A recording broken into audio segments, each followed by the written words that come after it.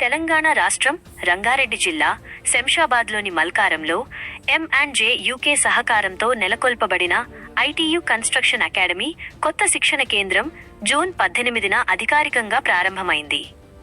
British deputy high commissioner Gareth Owen చేతుల మీదుగా ఈ ప్రారంభోత్సవ కార్యక్రమం కనుపండువగా జరిగింది.